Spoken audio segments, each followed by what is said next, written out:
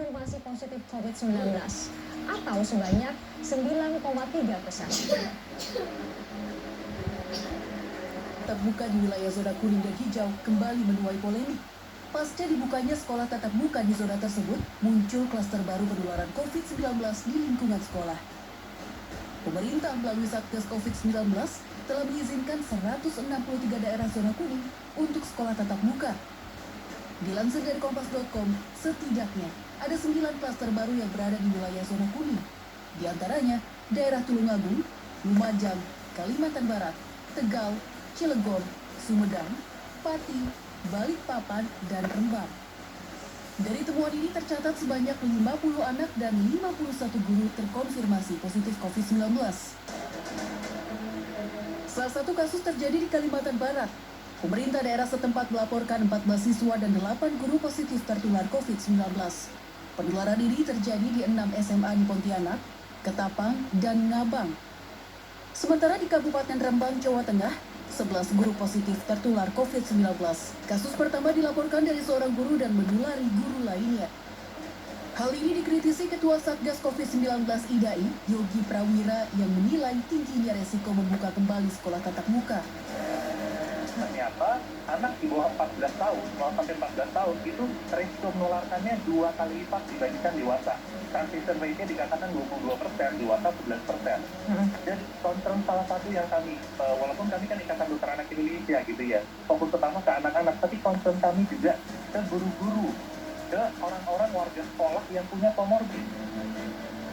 Sementara data dari Ikatan Dokter Anak Indonesia atau IDAI tercatat 11.000 anak Indonesia usia 0 hingga 18 tahun terkonfirmasi positif COVID-19 atau sebanyak 9,3%. Angka ini jauh lebih tinggi dibandingkan negara lain yang rata-rata berada di bawah 5%. IDAI juga mencatat angka mortalitas anak-anak positif COVID-19 di Indonesia tertinggi se-Asia Pasifik, yaitu mencapai 2,3%, lebih tinggi dibanding negara lain yang berada di bawah 1%. Sedangkan untuk anak yang sembuh dari COVID-19, kondisi paru-parunya mengalami kerusakan permanen. Sebelumnya, Mendikbud Nadiem Makarim melalui akun YouTube Kemendikbud RI telah memberikan pernyataan memperbolehkan kembali pembelajaran tatap muka di zona kuning dan hijau. Namun, untuk pelaksanaannya, hak prerogatif berada di Pemda setempat, sekolah, dan orang tua.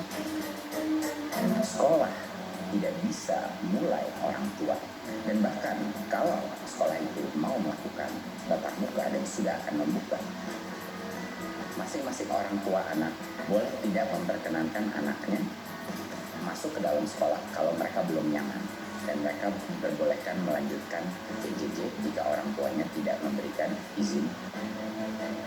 Nadiem menegaskan jika ingin kembali melakukan pembelajaran tatap muka, sejumlah persyaratan protokol kesehatan yang ketat harus dipenuhi baik dari pihak sekolah maupun siswa.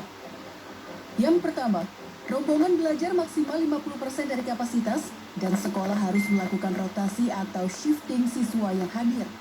2. Tidak dibukanya aktivitas yang dapat memunculkan resiko interaksi rombongan belajar seperti kantin dan ekstrakurikuler. 3. Seluruh penghuni sekolah dalam keadaan sehat dan wajib memakai masker saat berada di lingkungan sekolah. Sementara, untuk fleksibilitas satuan pendidikan dalam kondisi khusus, Nadiem memberikan 3 opsi kurikulum yang dapat dipilih dan diterapkan masing-masing sekolah sesuai kebutuhan.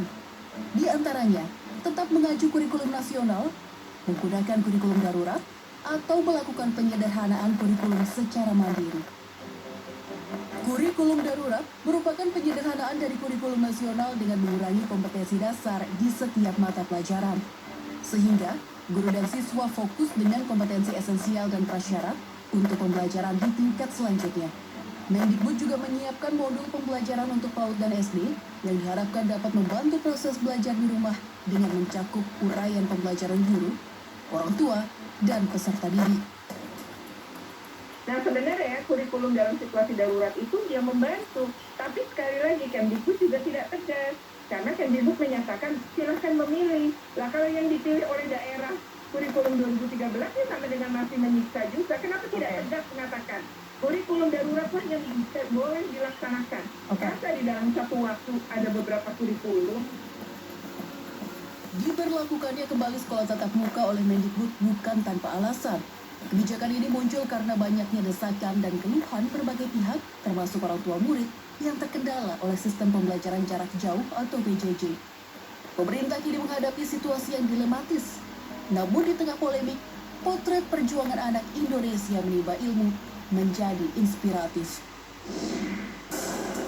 Sejumlah siswa asal desa Siporkas, Kabupaten Simalungun, Sumatera Utara, terpaksa berjalan kaki ke perbukitan yang berjarak 1,5 kilometer dari desa mereka demi mendapat sinyal internet untuk belajar online. Kondisi permukiman yang berada di lembah dan di apit perbukitan membuat jangkauan internet menjadi sulit, sehingga para siswa harus memanjat pohon tinggi yang berada di bukit.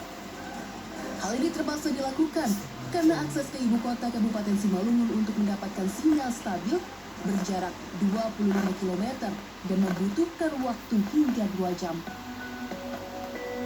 Hal serupa juga terjadi di perbatasan Indonesia-Malaysia, Desa Sekida, Bengkayang, Kalimantan Barat. Demi mendapatkan sinyal internet, para siswa harus berjalan kaki selama lebih dari 30 menit, mendaki sebuah bukit yang diberi nama Bukit Sinyal.